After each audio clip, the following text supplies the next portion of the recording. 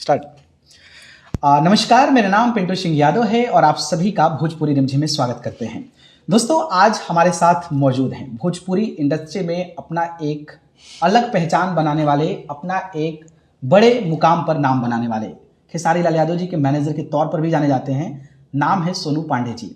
हालांकि ये बहुत ज़्यादा मीडियाज़ में एक्टिव नहीं रहते हैं, लेकिन इन्होंने आज हमें मौका दिया है कि इनके साथ हम वार्तालाप करें, बातचीत करें। इसके लिए सबसे पहले तो आपको बहुत बहुत धन्यवाद और हमारे चैनल में आपको स्वागत है। जितने भी रिमझिम न्यूज़ देखने वाले हैं सबको दिल से धन्यवाद। और खासकर पिंटू जी जो हैं बहुत अच्छे इंसान भी हैं और इनके न्यूज़ हम लोग देखते हैं। इनके बोलने का तरीका, बात करने का तरीका, और लोग भी बहुत सारे न्यूज़ वाले हैं तो न्यूज़ देते हैं तो थोड़ा सा हम लोग को अटपटा लगता है कि जो हमारे स्टार लोग हैं, जो सुपरस्टार हैं, हम लोग के बड़े भाई जो हैं, सब लोग क्या है कि कोई भी न्यूज़ वाले जो भी लोग हैं वो बात करते हैं तो ये क्या होता है कि सुपरस्टार हैं, ऐसे तो वो लोग सुपरस्टार हैं नहीं, है ना। उन्होंने बहुत मेहनत किया है, चीज़ें की हैं, तो एक लिमिट में किसी को बोलना चाहिए।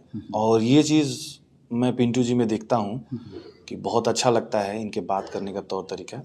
तो इन्होंने फ़ोन किया, हमारी बातचीत हुई, उन्होंने फ़ोटो देखा मेरा तो बोला भैया 2-4 मिनट के लिए मुलाकात हो। तो बेदर्जी जी भी थे हम लोग, तो बेदर्जी हम लोग राय की कि चलिए भाई से मिल लेते हैं। तो भाई से मुलाकात हो गई तो भाई ने बोला तो हम लोग चलिए बिल्कुल, क्यों नहीं करेंगे।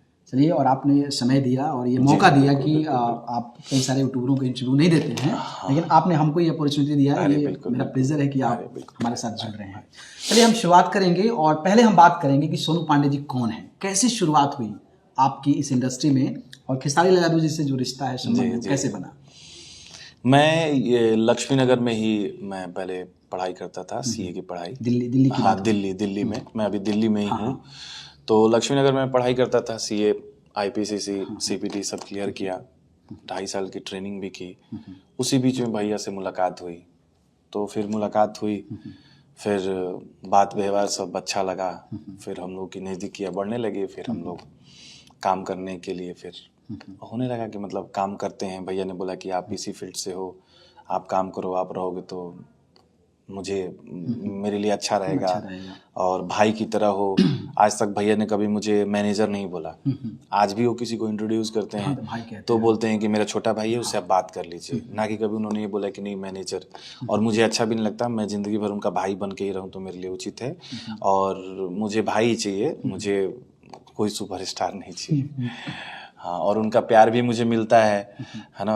आज मैं जो कुछ भी हूँ उनकी बदौलत हूँ, है ना। नहीं तो आज आप इंटरव्यू ले रहे हैं, अगर मान के चलिए वो नहीं होते तो आप मेरे से बात भी नहीं करते, है ना। तो आज जो कुछ भी है उनका मेरे ऊपर बहुत एहसान है ना। और खासकर मतलब इतना एहसान है कि मैं अपनी ज़िंदगी में चुका नहीं सकता वो एहसान, है ना। और उनका प्यार हमेशा मिलता रहता है, जब भी कुछ भी होता है तो हर चीज़ के लिए खड़े रहते हैं। ये इससे बड़ी बात कोई है नहीं, है ना। तो मेरे माता पिता ने तो मुझे जन्म दिया है ना। और उन्होंने, वो मेरे कर्म वाले माता पिता हैं, है ना। और भाभी माँ के समान हैं और भैया पिता के समान हैं। तो उन लोगों में फैमिलियर, मैं कोई भी अपना काम भी करता हूँ इंडस्ट्री में तो मैं ये सोच के नहीं करता हूँ कि मैं मैनेजर हूँ, मुझे ये काम करना है। मैं ये सोच के हमेशा करता हूँ कि मेरा अपना काम है, मेरे बड़े भाई का काम है, मेरे परिवार का काम है, मैं वही सोच के करता हूँ। तो सोनू पांडे जी ने बहुत अच्छी बात कही। खेसारी लाल जी के साथ फैमिलियर जो रिश्ता है, फैमिली का रिश्ता है, पारिवारिक रिश्ता है। और बड़ी बात ये होती है कि जब आप किसी के साथ जुड़े होते हैं और आप जब अपना काम करते हैं और उनको शेयर करके करते हैं तो मुझे लगता है कि ये जो रिश्ता होता है वो बहुत मतलब एकदम बॉन्ड वाला रिश्ता होता है। जी बिल्कुल। सोनू पांडे जी की बात करूं तो इन्होंने चार्टेड अकाउंटेंट सीए आपने किया है।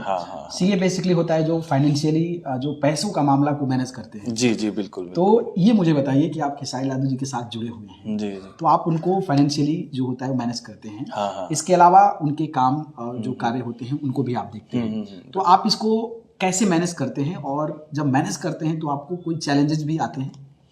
बहुत सारी चीज़ें होती हैं। जैसे क्या है, सबसे बड़ी चीज़ तो होती है कि फाइनेंशियल चीज़ें तो हो जाती हैं, है ना। वो बहुत बड़ी चीज़ नहीं है। सबसे बड़ी चीज़ है कि आपको मैनेज करना, दूसरे को मैनेज करना।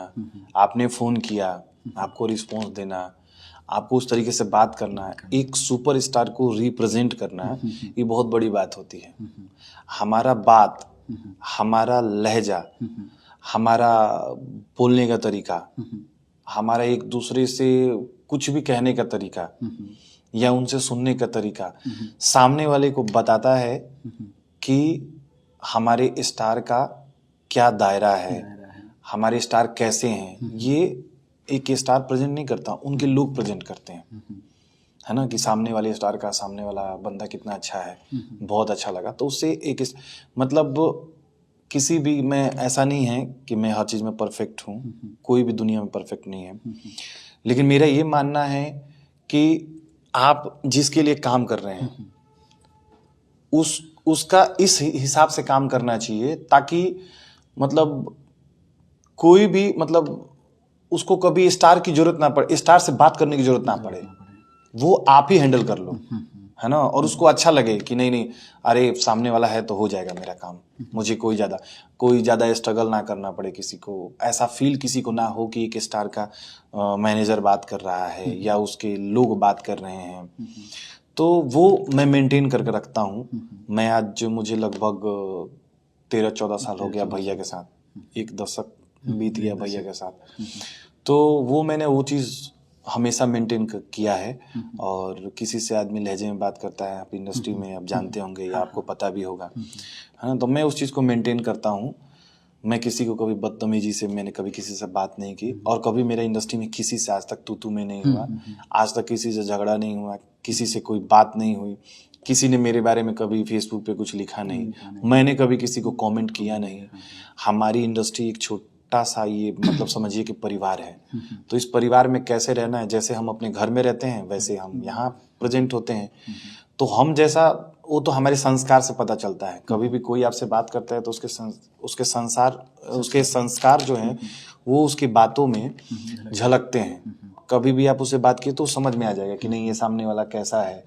तो जैसा हम अपने फैमिली में रहते हैं, अपने परिवार में, वैसा ही हम अपनी इंडस्ट्री में, छोटी सी इंडस्ट्री है भोजपुरी इंडस्ट्री, बड़ी है बट एक छोटा सा परिवार है हमारा, तो उसमें जैसे अपने परिवार में रहते हैं वैसे हम ऐसे रहते हैं। कभी किसी को आदमी फील नहीं होने देता है कि नहीं ये चीज़ है, सबको अच्छे से रिस्पॉन्ड। तो ये होती है एक अच्छे व्यक्तित्व की पहचान, एक टैलेंटेड व्यक्ति की पहचान, कि चीज़ों को बेहतर तरीके से मैनेज करे और किसी को आहत भी ना पहुँचे और किसी को ठेस भी ना पहुँचे। लेकिन सोनू पांडे जी, कभी कभी आपको लेकर आरोप भी लगते हैं। जी जी, पहले आप पहले की मैं बात कर रहा हूँ। हाँ बताइए। कि सोनू पांडे जी बहुत बढ़िया से खेसारी लाल जी को मैनेज नहीं कर रहे हैं, बड़े गाने नहीं करा पा रहे हैं, वही गाना पीछे 4 लोगों को नचा देना, उस टाइप के आरोप लगते थे। आपने भी इस चीजों को ऑब्जर्व किया? हाँ, अरे बोलिए, बिल्कुल बोलिए। क्यों आरोप, मतलब ये क्यों आरोप लगता था? हाँ, मैं बता रहा हूँ। जैसे आपके बोलने का मतलब कि पहले जब काम शुरू में होता था तो बहुत कम लोग वो करते थे। पहले तो ये बता दूं मैं कि जब हम लोग काम करते थे ना, तो सबसे अच्छा काम खेसारी जी करते थे। जितने लोग आर्टिस्ट का काम करते थे, जो भी आर्टिस्ट का काम होता था, जैसे हमारी इंडस्ट्री में और सब आर्टिस्ट हैं, तो उस टाइम पे वैसा सिचुएशन था।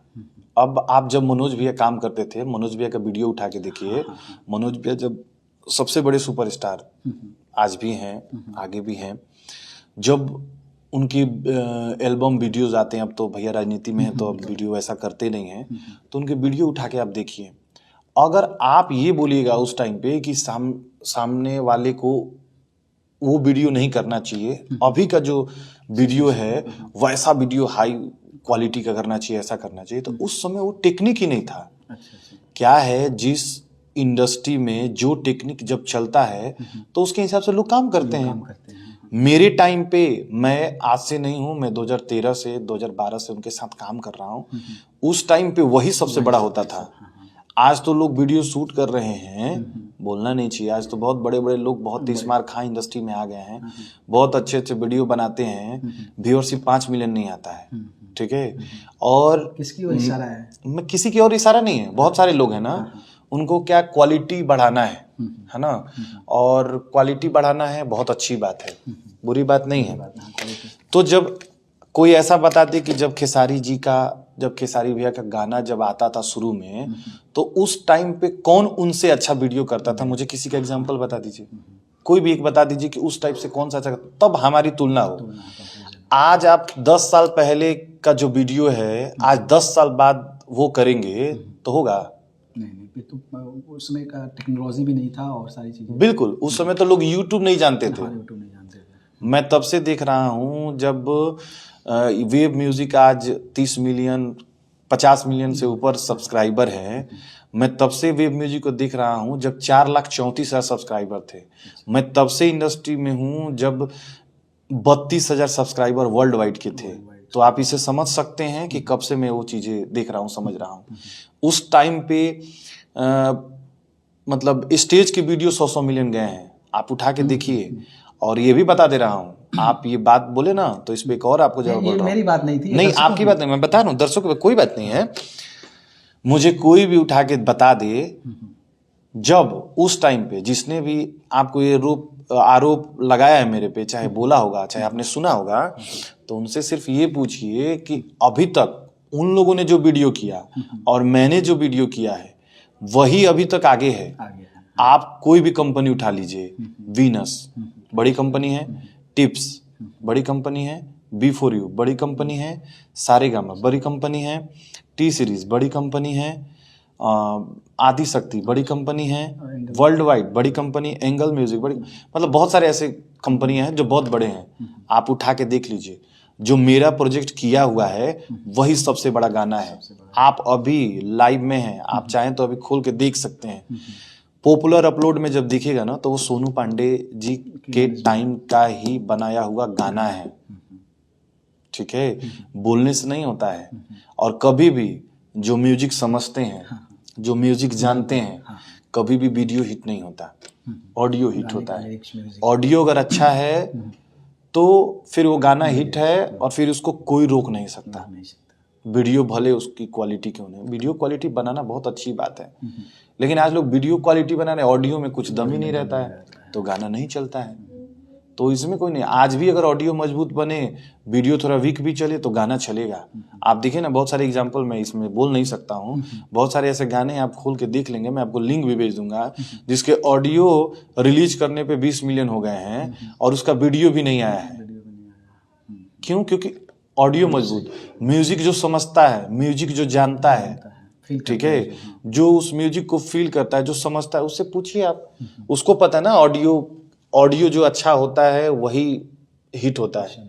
नहीं तो आप वीडियो 5 करोड़ का बना लीजिए, कोई रिस्पॉन्स नहीं होगा, चाहे कोई हो, मैं सबकी बात कर रहा हूँ, मैं किसी की बात नहीं कर रहा हूँ। तो उस समय सिचुएशन कुल अलग था। उस समय बड़ी कंपनियां 10-10, 5-5 हजार में वीडियो बनवाती थी, तो 5 हजार में क्या क्वालिटी आएगी आप समझ रहे ना। उस समय तो आज हम अपने से वीडियो करके देते हैं, चाहे बड़ी कंपनियां, आज सारेगामा आई है ना, आज टी सीरीज आई है ना, टी सीरीज ने बहुत पहले 10 साल पहले काम किया भोजपुरी में, फिर छोड़ दिया। आज B4U आया है ना, आज स्पीड रिकॉर्ड आया है ना, बहुत सारी कंपनियां आज आई हैं भोजपुरी में, आज काम कर रही हैं। इसके पहले वो काम नहीं किए हैं। तो इसके पहले जो करता था, जिस बजट में काम करेगा उसी बजट में वो काम करेगा ना। वो तो ऐसा नहीं ना कि कुछ अलग हटके, आज बड़ी कंपनियां तो आई तो बजट लगा रहे हैं तो बड़ा वीडियो बना रहे हैं, ये बात है। उस टाइम एक कंपनी थे, उस समय एक कंपनी सबसे पहले, जिस भी बड़ी कंपनी का नाम उठा के देख लीजिए, सबसे पहले सोनू पांडे का ही गाना दिया हुआ है। भोजपुरी में लोग यूट्यूब और ऑफिशियल चैनल नहीं जानते थे। बोलना नहीं चाहिए मेरे को, लेकिन ये मैं बोलता नहीं हूँ, लेकिन ये सब आप बात बोले तो मुझे बोलना पड़ रहा है। लोग ऑफिशियल का मतलब नहीं जानते थे। जिनको साइकिल पे चढ़ने का वो नहीं है, वो आज फॉर्च्यूनर मेंटेन कर रहे हैं, ठीक है। लोगों का हाथ, बहुत ऐसे स्टार हैं जिनका नाम नहीं बता सकता, लेकिन उन लोगों को हाथ पकड़ के जाके और चैनल खुलवाया हूँ कि भाई चैनल खोल लीजिए, बाद में आपको वो होगा, वो लोग चैनल खोला। बहुत लोग इस चीज को मानते भी हैं, बहुत लोग नहीं मानते हैं, क्योंकि बड़े सुपरस्टार हैं भाई, उनको क्या है ना। तो वो लोग आज भी सोचते हैं कि भाई हम ये हैं, वो हैं, फलान है, तो उससे मेरे को कोई मतलब नहीं है। मेरा ये मानना है कि पहले के आप जो लोग हैं उनसे पूछिए कि किसका ऑफिशियल चैनल था। किसी का यूट्यूब नहीं था भोजपुरी में। जब हमने अपना ऑफिशियल चैनल का, एक दिनेश भैया का था, हाँ, उनका एक निरहुआ एंटरटेनमेंट करके चैनल था, उसके अलावा किसी भी आर्टिस्ट का कोई चैनल नहीं था। तब हम लोगों ने खोला, फिर धीरे धीरे जो भी समय, हमारे एक प्रिय मित्र हैं विक्की जी, आप उनसे जब इंटरव्यू कीजिएगा तो वो भी आपको सच्चाई बताएंगे, कौन से आर्टिस्ट कैसे क्या क्या चीजें हुई, सब उनको पता है। तो इसमें बोलने की बात नहीं है और कहने की सब बात नहीं है। आपने ये सब बात बोला आरोप प्रतिरोध का, तो इसलिए मैंने ये सब बात डिस्कस किया। नहीं ये एक्चुअली दर्शकों का नहीं, आपको मैंने जो बातें बोली उसमें क्या आपको सही लगा ये भी आप बताइए। जो मैंने बोला कि उस समय और इस समय की तुलना में आप देखेंगे, इस समय तो हम जितने भी लोग काम करते हैं सबसे अच्छी क्वालिटी का वीडियो बनाते हैं, क्योंकि वो कंपनी का होता है ना कि हम ऐसा वीडियो बनाएंगे। जितना उनका बजट हो, 20 लाख का वीडियो बनाने वाली कंपनी है, 50 लाख का वीडियो लोग बनाते हैं। तो उससे मतलब नहीं है, मतलब है कि गाने कितने मजबूत हैं, ऑडियो कितने मजबूत है। तो जिस तरीके से आप लोग इस सवाल को पूछते थे पहले कि सोनू पांडे जी की नेतृत्व में जो है वो गाने ऐसे कम लाइक बजट के बना दिए जा रहे हैं, लेकिन इन्होंने फैक्ट के साथ और जानकारी जो है आप सभी को दिया, समझाया कि कब क्या इन्वायरमेंट होता है, कब माहौल होता है और क्या सिचुएशंस होते हैं। और बड़ी बात यह है कि गाने का ऑडियो कैसा होता है। बिल्कुल, ये कई सारे पॉइंट्स, ऑडियो बहुत मायने रखता है। हाँ, ये कई सारे पॉइंट्स, वीडियो मैंने हाँ ये कई सारे पॉइंट्स होते हैं जो जिसको आपको भी समझना पड़ेगा। और ऐसे आप सोशल मीडिया पर आरोप लगाते हैं तो उस आरोप से पहले भी आप थोड़ी सी चीज़ों को ऑब्जर्व कर ले, रियलाइज कर ले। हाँ, नहीं तो समझते हैं। हाँ, बिल्कुल। ऐसे आके सोशल मीडिया पे फटफटाना मेरे को नहीं आता। मैं रियल बात करता हूँ, प्रूफ के साथ बात करता हूँ, क्योंकि मुझे तो अपनी पब्लिसिटी नहीं करनी है। जिसको पब्लिसिटी करनी है वो करे। मुझे सोशल मीडिया का लालच नहीं है। मैं 14 साल से खेसारी जी के साथ काम कर रहा हूँ। मुझे करना तो मेरे सबसे ज्यादा फॉलोअर होते हैं, मेरे सबसे ज्यादा इंस्टाग्राम पे फॉलोअर होते हैं और फेसबुक पे मेरे से ज्यादा किसी का फॉलोअर नहीं होता। ठीक है, लेकिन मैं जिस काम के लिए हूँ, मैं मैनेजमेंट के लिए हूँ। मैं सुपरस्टार नहीं हूँ कि मैं दिखाऊंगा कि हाँ मैं फलाने का मैनेजर हूँ, चिल्लाने का मैनेजर हूँ। मैं ये नहीं, मैं इंटरव्यू वालों को इकट्ठा करके कि भाई आइए मेरा इंटरव्यू लिए, ऐसा मैं काम नहीं करता हूँ कभी। नहीं तो मेरे संपर्क में क्या, मुझे कॉल नहीं करते। मेरे भी 12,000 मैसेज पेंडिंग पड़े हुए हैं। बहुत सारे न्यूज वाले भी उसमें पेंडिंग पड़े हुए हैं। मैं नहीं देखता, क्योंकि मेरा वो काम नहीं है। मेरा काम है अपना काम करना। मैंने हमेशा अपने काम से मतलब काम से अपना पहचान बनाया है, ना कि फेसबुक पे लाइव आके किसी को उल्टा सीधा बोल के, किसी के ऊपर चिल्ला के, किसी को पैसा दे के इंटरव्यू करा के। ये सब काम मैंने जिंदगी में नहीं किया पिंटू जी, और ना कभी करूंगा। और ये भी जान लीजिए, मैं अगर कर रहा हूं, मैं जिसके लिए काम करता हूं उसके लिए बिल्कुल ईमानदार हूं। 12 साल से ईमानदार हूं और आगे भी करूंगा तो उनके साथ काम करूंगा। नहीं करूंगा तो आपके कैमरे पे बोल रहा हूं, कभी जिंदगी में दूसरे किसी का काम भी नहीं करूंगा। मैं घर चला जाऊंगा, लेकिन मैं किसी दूसरे आर्टिस्ट का काम नहीं करूंगा। जिनके लिए जिन्होंने मुझे पहचान दिया, जिन्होंने मुझे भाई से बढ़ के माना, मैं उनके लिए हूं और हमेशा उनके लिए रहूंगा। हाँ, ये मैं जब भी देखिए, लोग बोलते हैं, कभी कभी किसी ने बोल दिया कि सोनू पांडे ने ये किया। मैंने हर कलाकार को सपोर्ट किया है। कोई भी एक कलाकार से आप पूछ लीजिए कि सोनू पांडे ने कभी, मैं अगर मान लीजिए मैं इस जगह पे हूँ, अगर किसी को ये हो जाए कि नहीं, और मैं भैया की बात बता रहा हूँ, खेसारी भैया ऐसे इंसान है, 2-4 आर्टिस्ट का नाम नहीं लूंगा, खेसारी भैया उनको खुद से मेरे से बोलते थे, मैं भी करता तो वो बोलते थे कि बाबू इनका गाना करवा दो, इनको गाना अच्छा गा देते हैं, इनका थोड़ा सा अच्छी जगह से रिलीज करा दो ताकि ये लोग भी बड़े आर्टिस्ट बन जाएं। तो उनके दिल में कोई छल कपट नहीं। उन्होंने बहुत ऐसे आर्टिस्ट हैं जिनको पनाह दिया और जिनके लिए किया है बैक से, तो वो बोलने वाली चीज नहीं है। वो आर्टिस्ट भी, बहुत सारे आर्टिस्ट मानते हैं, बहुत लोग नहीं मानते। तो उसका प्रूफ मुझे भी नहीं देना, भैया को भी नहीं देना। हम लोग कितना आर्टिस्ट को सपोर्ट करते हैं ये इंडस्ट्री जानती है और इंडस्ट्री में रहने वाले लोग जानते हैं। आप पर्सनली कभी पूछिएगा तो लोग बताएंगे आपको। हम लोग हर कलाकार का सपोर्ट करते हैं। आपने देखा होगा एक सोशल मीडिया पे बहुत पहले एक डला होगा मेरे ऑफिस का उद्घाटन का। अच्छा। उस टाइम पे मैंने ऑफिस, भैया ने मुझे पर्सनली बोला कि बाबू एक ऑफिस ले लो कि जो भी कलाकार आते हैं बेचारे गांव से, उनको रहने में खाने में प्रॉब्लम होती है, बेटा तुम एक ऑफिस डाल दो ताकि वो कलाकार आए तो उनको रहने का, खाने का बेचारे का 2 रुपया बचे और जाएं। हम लोग इतना भी नहीं कर सकते, बॉम्बे में रह के तो क्या करेंगे। तो भैया उस चीज के लिए वो करते थे और सारा चीज होता था। खाना पीना, कोई कलाकार बोल दे कि हाँ 1 रुपया मुझे दिया हो खाने के लिए, पीने के लिए, चीजें के लिए, और बाद में करते हैं कि सामने वाले को हम लोगों ने यूज किया। ऐसा लोग आरोप लगाते हैं, लेकिन किसी को कुछ बोलने से पहले अपने अंदर झांक के देखना चाहिए। है ना। तो दर्शकों के लिए ये भी जवाब है कि जिस तरीके से सोनू पांडे जी ने कहा कि लोगों की मदद भी की जाती है, बिल्कुल, तो मैंने आज भी करते हैं, हाँ, और कभी नहीं आज भी करते हैं, और इन लोगों का दिल बड़ा है, दायरा भी बड़ा है, दिल भी बड़ा है, और लोगों के लिए इन्होंने बैक से कितना सपोर्ट किया है। तो जो लोग भी इस तरीके की चीज़ें सोशल मीडिया पे कहते हैं, मैं उनसे भी अनुरोध करूंगा कि इस तरीके की चीज़ों को बोलने से पहले आप चीज़ों को ऑब्जर्व करें, रियलाइज करें, तभी आप बोले, नहीं तो फिर इसके बारे में दिखाने वाला सपोर्ट नहीं होता है। फेसबुक पे इनके साथ फोटो एक डाल दिए, हमारे बहुत अच्छे मित्र हैं, भाई हैं, हम इनके लिए जान दे देंगे, ये नहीं। जब इनको जरूरत पड़े ना तो वहाँ पे खड़ा होना जरूरी होता है। ये बहुत जरूरत है। तो बहुत अच्छी बात कर रहे हैं आप सोनू जी। चलिए सवालों का सिलसिला आगे बढ़ाते हैं। बिल्कुल, और आपको पता होगा कि कल ग्लोबल म्यूजिक जंक्शन से बिल्कुल खेसारी लाल जी का एक फिल्म का टीजर आया है, हाँ, जिस फिल्म का नाम डंस, हाँ, वो मिलियन से भी ज्यादा व्यूज प्राप्त कर लिया। जब बिल्कुल, हम आपसे बिल्कुल, बात कर रहे हैं, हाँ, ट्रेंडिंग में भी 5 नंबर पे आ 5 गया है। नंबर पे, हाँ जी। तो उसके बारे में क्या कहना चाहेंगे? आपने देखा ही होगा टीजर। हाँ, वो बहुत अच्छी मूवी है। अभी भैया ने उस मूवी का मतलब अभी तक जितनी भी मूवी है सबसे ज्यादा शूटिंग किया, 52 दिन 50 या 52 दिन शूटिंग हुआ। और धीरज भाई बहुत अच्छे डायरेक्टर हैं, टेक्निकल बहुत मजबूत हैं। और उसके प्रोड्यूसर जो सुधीर भैया हैं, इंद्रेश भैया, जितेंद्र जी, 3 लोग जो भी हैं प्रोड्यूसर, वो लोग भी बहुत अच्छे इंसान हैं। और उन लोगों ने भी शूटिंग पे बहुत सपोर्ट किया, हर चीज़ में जहाँ जो जरूरत पड़ी उन्होंने दिया, और बहुत अच्छे से वो मूवी बनी है। और कंटेंट भी बहुत अच्छा है, और उसका म्यूजिक हमारे बेदर्दी भैया ने दिया है, गाने भी बहुत ही हिट हैं उसमें। और बहुत अच्छी फिल्म है, एक अलग जोनर की फिल्म है ना। उसमें भैया का एक अलग लुक देखने को लोगों को मिला है। और बहुत सारे कमेंट हम लोग के फेसबुक पे, मैं भी कल लाइव आया था, देखा सब लोगों ने, मतलब बहुत अच्छा है वो मूवी। मैंने देखा है वो मूवी, हाँ, फाइनल जब डबिंग हुआ तो मेरे को धीरज जी ने बैठाया, तो मैं देखा, बहुत अच्छी मूवी है। क्या उम्मीद है इस फिल्म से? बहुत उम्मीद है इस फिल्म से, ये बहुत अच्छी फिल्म है, परिवार से रिलेटेड, इसमें कॉमेडी भी है थोड़ा बहुत, और पारिवारिक भी इसमें चीज़ें हैं, प्लस जो कमर्शियल चीज़ें हैं वो भी, मतलब हर चीज़ है, मिक्सअप है।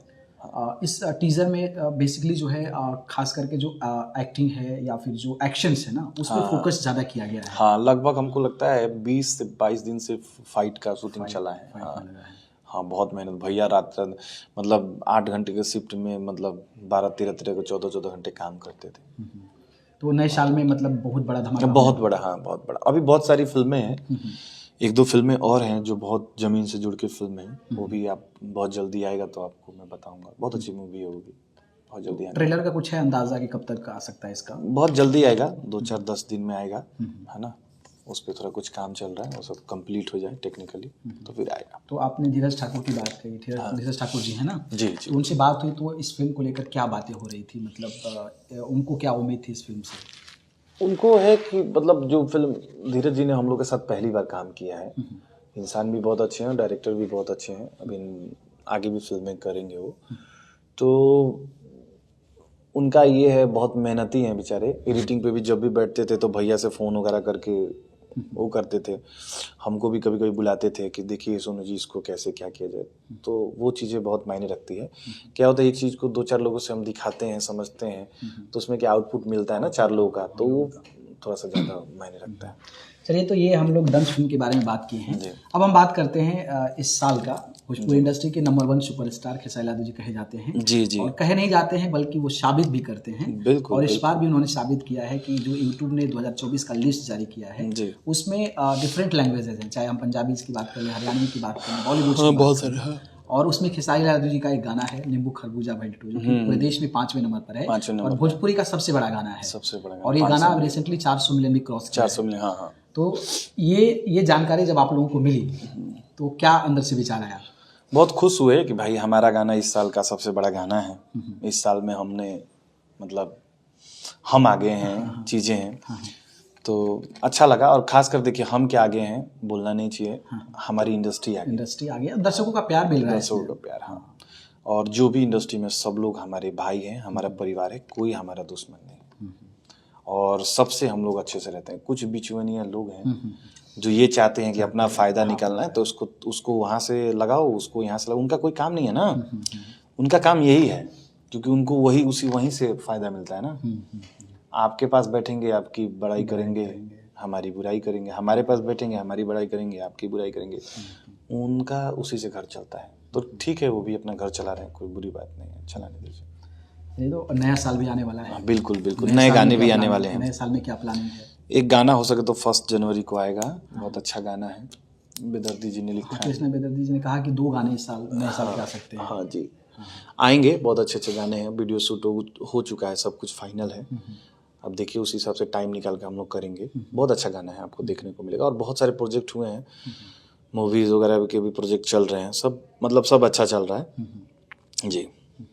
वैसे तो भोजपुरी इंडस्ट्री में आप देखते होंगे कि कई सारे कलाकारों में आपसी भिड़ंत भी होता है, कई सारी हाँ, हाँ, कंट्रोवर्सीज भी होती है, विवाद बिल्कुल होती है। बिल्कुल बिल्कुल। लेकिन मुझे एक चीज़ अच्छी लगी कि अभी रितेश पांडे जी का एक गाना है हेलो कौन, जो कि 1 बिलियन के क्लब में शामिल हुआ है। बिल्कुल बिल्कुल। उसको लेकर हर कोई, चाहे वो पवन सिंह जी हो, चाहे खेसारी लाल यादव जी हो, अभी तमाम कलाकार हैं, जी जी उन्होंने जी। शुभकामनाएं दिया है।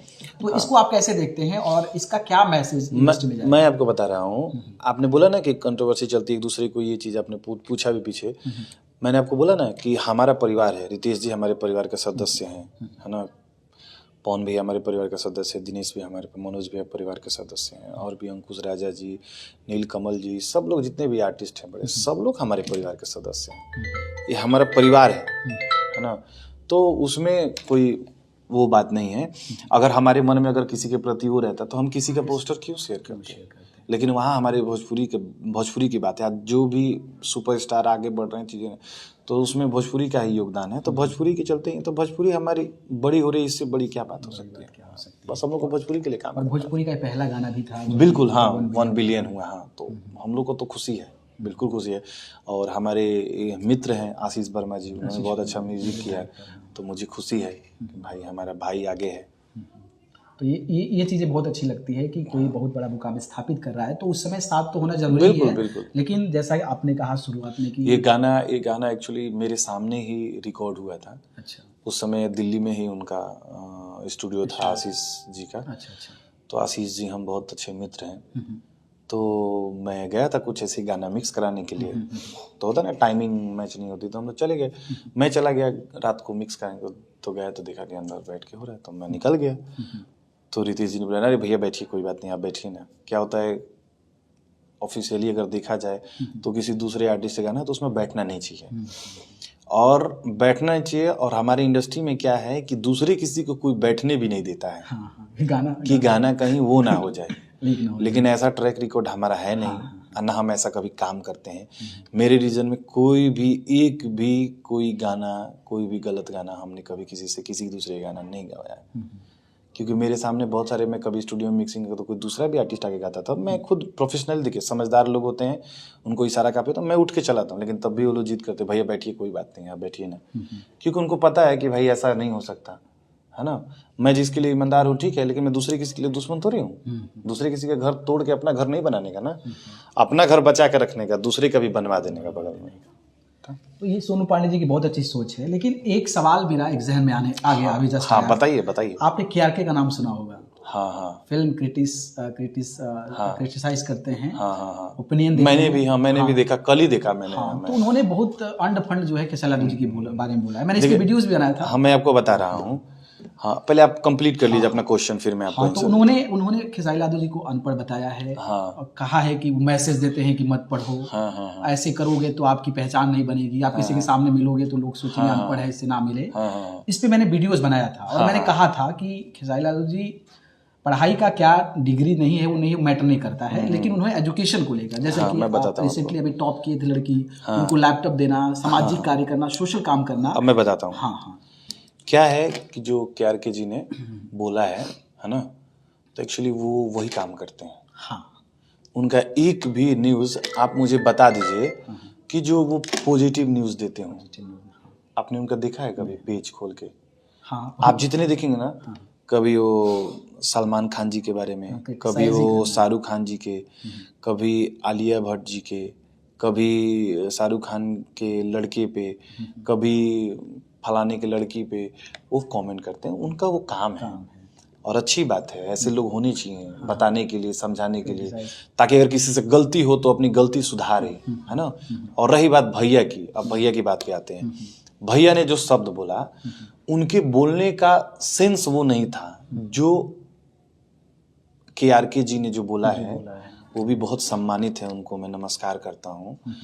तो उन्होंने जो बात बोला है वो उसको समझ नहीं पाए, उन्होंने किस सेंस में बोला है उनके बोलने का मतलब अलग था, लोगों को समझाने का। वहां पढ़ाई का कोई नहीं था।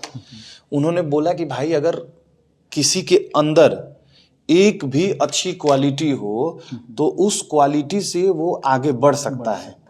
पढ़ाई तो मतलब इम्पोर्टेंट नहीं है पढ़ाई। इम्पोर्टेंट, पढ़ाई इम्पोर्टेंट है, मतलब बहुत लेकिन ज़्यादा- ऐसा ये नहीं है कि पढ़ाई करेंगे तभी हम कुछ कर सकते हैं। उनके कहने का मतलब ये नहीं था। अगर वो ये सोचते तो अपने बच्चे को थोड़ी पढ़ाते, नहीं पढ़ाते ना। चाहे अपने इर्द गिर्द कभी पढ़े लिखे को नहीं रखते, क्यों रखते हैं? उनको ये चीज पता है। उन्होंने जो बात बोला वो अलग सेंस में बोला। उन्होंने किसी को मोटिवेट करने के लिए बोला कि कोई अगर पढ़ाई में थोड़ा बहुत कमजोर है तो वो हताश ना हो। समझ सकते हैं ना मैं क्या बोल रहा वो हूँ? भी बेहतर कर सकता है। वो बेहतर करे। अभी एक न्यूज में कहीं मैं देख रहा था, वो क्या नाम है तो जो दिव्या सृष्टि या कुछ ऐसा है ना, आईएएस की जो तैयारी कराते हैं, विकास जी। तो विकास जी के मैंने उसमें देखा कि उन्होंने एक इंटरव्यू में कहीं बोला कि मैं इस दुनिया का सबसे अच्छा पापा उनको मानता हूँ। एक कहीं का बता रहे थे वाक्या कि वहाँ पे उनका लड़का फेल हो गया। तो उन्होंने क्या किया, उनके पिताजी ने एक पार्टी ऑर्गेनाइज की और सारे उनके क्लास के बच्चों को बुलाया, बगल वालों को बुलाया और बोला कि तो सबने पूछा भाई ये पार्टी किस लिए? तो पार्टी इसलिए कि मेरा बेटा फेल कर गया है और नेक्स्ट टाइम मुझे विश्वास है अपने बेटे पे कि ये पास करके दिखाएगा, तो इसलिए पार्टी मैंने ऑर्गेनाइज की है, सबको बताने के लिए कि मेरा बेटा फेल हो गया है। तो ये जिगरा चाहिए बोलने के लिए, ठीक है। तो वो चीज उन्होंने पॉजिटिव सेंस में बोला है, केआरके जी ने निगेटिव सेंस में लिया है। तो हम कोई भी बात बोलते हैं तो दो तरीके से बोलते हैं। अब आप किस तरीके से लेते हैं तो वो तो आपके ऊपर है। तो वो क्या है वही करते हैं। उनके जाइएगा फेसबुक तो खाली किसी को ना किसी को टारगेट करते रहते हैं, ठीक है।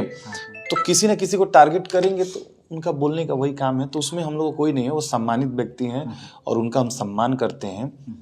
उनसे मैं एक बार मिला भी हूँ उनके बंगले पे, ठीक है। और हमारे लिए वो सम्मानित व्यक्ति हैं, उसमें कोई वो नहीं है।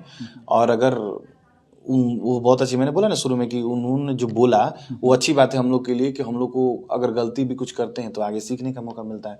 कोई तो है जो हमको बता रहा है हमारी गलतियां, तो हमारे लिए तो बहुत पॉजिटिव है। हम इनकी बातों को बिल्कुल पॉजिटिव ले रहे हैं, हम निगेटिव नहीं ले रहे हैं, है ना। एक बोला गया ना कि निंदक निहरे राखिए घर में कुटी छवाए, तो अच्छी बात है ना। हाँ, बिल्कुल उनको बोल रहे हैं, अच्छी बात है, हमारे लिए बहुत अच्छा। आपको दिल से धन्यवाद भैया, थैंक यू। तो केआरके जी के सवालों का जवाब सोनू पांडे जी ने बेहतर तरीके से दिया। अब मैं ये आपसे कहना चाहूँगा कि आपने कहा कि खेसारी लाल जी के साथ आप 12-13 साल से रह रहे हैं, जी जी। तो उनकी क्या क्वालिटीज़ आपको सबसे ज़्यादा बेहतर लगती है?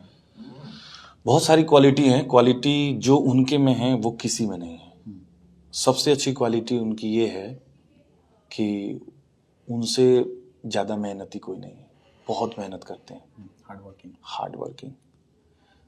उनके में क्वालिटी है कि किसी भी प्रोड्यूसर का अगर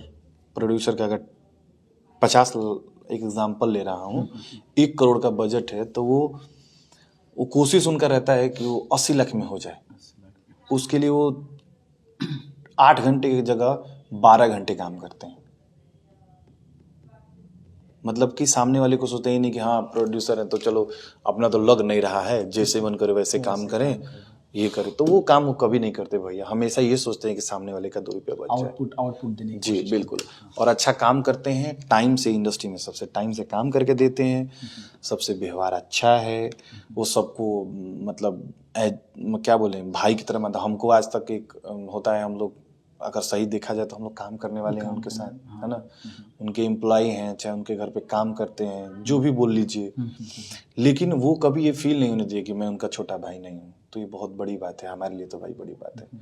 एक इतना बड़ा सुपरस्टार हमको छोटा भाई मान रहा है, तो आप समझ सकते हैं, मेरे लिए तो बहुत गर्व की बात है। तो काफ़ी क्वालिटीज़ भी हैं। बिल्कुल बिल्कुल, क्वालिटी तो बहुत हाँ, उनकी बॉडीज़ को लेकर काफ़ी चर्चाएं होती है। हाँ। अब थोड़ा दर्शक जानना चाहते हैं कि हम भी खेसारी लाल जैसा बॉडी बनाए, क्या खाते क्या हैं? खाते वो नॉर्मल ही हैं। वो क्या है, मतलब मेहनत करते हैं जिम में। देखिए कोई भी, मैं भी मेहनत करूँ, मैं भी अभी बीच में मैं भी बहुत मोटा हो गया था, तो मैंने भी मेहनत किया। मेरे को भी एक दिन डांटे भैया कि तुम फैल गए हो, ये हो, तुम थोड़ा सा मेहनत करो। तो फिर उनके बोलने डांटने पर उनसे हम लोग बहुत सीखते हैं, है ना। तो उन्होंने डांटा बोला तो फिर मैं भी किया, तो मैं भी बहुत दुबला हो गया, अभी भी और लगा हुआ हूँ। वो बहुत मेंटेन करते हैं क्योंकि भाई वो सुपरस्टार हैं, उनको बहुत सारी चीज़ों को ध्यान में रखना होता है, तो उन्होंने बहुत सारा मेंटेन कर रखा है। तो उस हिसाब से वो अपना चलते हैं। और बॉडी की बात रही तो लोग ये सोचते हैं कि वो ये लेते हैं, वो लेते हैं सुई में। कभी आज तक मैंने अपनी आंखों से देखा नहीं, मैं ही रहता हूँ, आदमी साथ में रहता है।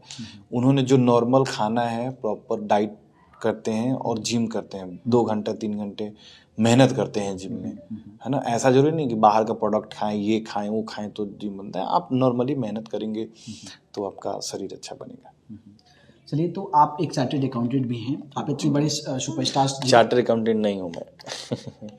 कंप्लीट होता है उसको बोलते हैं। अच्छा, हाँ हाँ हाँ, चलिए कोई नहीं। हाँ। और आप एक सुपरस्टार को मैनेज भी करते हैं जी। तो आजकल युवाओं को टाइम मैनेजमेंट का काफी इश्यूज होता है, क्योंकि वो चाहता है कि मल्टीपल काम करे लेकिन टाइम मैनेजमेंट नहीं कर पाता है। और मुझे लगता है कि आप इसके बारे में बात करेंगे तो थोड़ा ज्यादा इम्पैक्ट पड़ेगा हमारे दर्शकों के लिए। टाइम मैनेजमेंट कैसे किया जाए? टाइम मैनेजमेंट देखिए आप क्या करते हैं, उस काम को एक शेड्यूल बना के कीजिए। जैसे मेरा अपना काम का शेड्यूल है, मैं रात को सोता हूँ तो 2 घंटे पहले मैं जितने भी मैसेज आए हैं सबको रिप्लाई करता हूँ। फिर सुबह जिसको जाना है उसको मैसेज करके रखता हूँ। फिर कल क्या मीटिंग है मैं लाइन अप करके रखता हूँ। फिर आने वाले जो 4 दिन है उसमें कैसे कैसे क्या प्लान है सब करना पड़ता है। क्योंकि क्या होता है कि मैनेजमेंट आप अगर तरीके से अपने करेंगे तो आपका 2 रुपये बचेगा भी, काम से समय से किसी को काम भी हो जाए, उसका काम भी हो जाएगा, प्लस आपका भी समय। अगर मान के चलिए कि खेसारी भैया ने अगर किसी का 25 दिन का डेट लिया, अगर उस काम को हम 4-4 घंटा 2-2 घंटा बढ़ा के कर देते हैं तो वो काम तो 20 दिन में हो जाता है। तो उनका तो फायदा हो गया, हमारा भी फायदा, हमको भी 5 दिन एक्स्ट्रा मिल गया ना। तो हम 5 प्रोग्राम कर लेंगे तो पैसा कमा लेंगे। तो उसको पॉजिटिव में अगर लेंगे, आप समझेंगे तो बहुत बड़ा मैनेजमेंट है कि हम अब उनके टाइम में से अपना टाइम निकाल के अपना भी फायदा कर लिया, उनको भी 2 रुपया फायदा हो गया। ये वाली चीज है। मतलब ऑनेस्टी होना चाहिए, बिल्कुल हार्ड बिल्कुल वर्किंग होना बिल्कुल चाहिए। बिल्कुल बिल्कुल वो होना चाहिए। देखिए मैं सबको यही बोलता हूँ कि बहुत लोग हैं मेहनत करते हैं, मेहनत तो करना उचित है, लेकिन आज का जो टाइम है ना, वहाँ हार्ड वर्क नहीं स्मार्ट वर्क करना पड़ता है। मैं उसी को प्रेफर करता हूँ। मैं स्मार्ट वर्क करता हूँ, हार्ड वर्क नहीं कर पाता हूँ।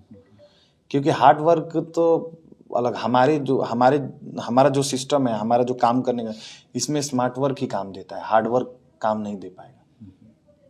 अब मान के चले कहीं ऑफिस में बहुत सारा है, फोन पे ही हम अपना बात करके काम करें, जाने का समय बच गया है ना। मैं जानता हूँ जाऊंगा तो यही बात होगा, ज़्यादा टाइम देंगे नहीं तो फोन पे ही डिस्कस कर लें। तो वो सारी चीज़ें तो टाइम मैनेजमेंट अपने से आपसे करना पड़ेगा कि आपका काम किस तरीके का है। हर किसी का अलग काम है तो उसको अपने हिसाब से मैनेजमेंट करना पड़ता है। बिल्कुल। चलिए, एक युवाओं को संदेश भी दे दिया आपने टाइम मैनेजमेंट का। हाँ बिल्कुल बिल्कुल। चलिए, चलते चलते भोजपुरी रिमझिम के दर्शकों और हमारे चैनल्स को देखते हैं तो आप कुछ कहना चाहते हैं? बिल्कुल, मैं कहूँगा कि भाई जी के चैनल को आप सब्सक्राइब कीजिए, लाइक कीजिए और शेयर कीजिए और सब्सक्राइब करके रखिए, ताकि जो भी अच्छी चीज़ें होती है भोजपुरी की इनके चैनल पे आपको मिलेंगी और अच्छी बातें भी मिलेंगी आपको सुनने को। और जो भी न्यूज़ मिलेगा वो सटीक मिलेगा। जैसे लोग और न्यूज़ को लेकर फलाने ने ये किया, वो इधर नहीं मिलेगा आपको। जो सच्चाई है वही इधर मिलेगा।